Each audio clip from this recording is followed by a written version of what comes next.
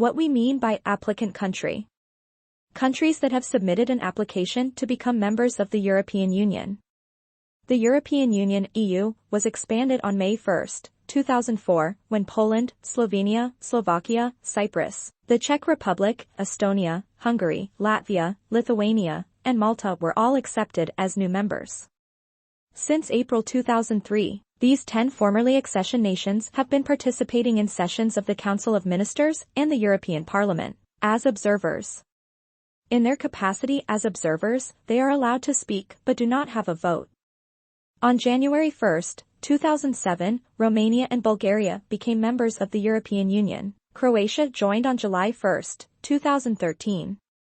Beginning on January 1, 2004, the European Union provided financial assistance to Turkey in the form of pre-accession funds.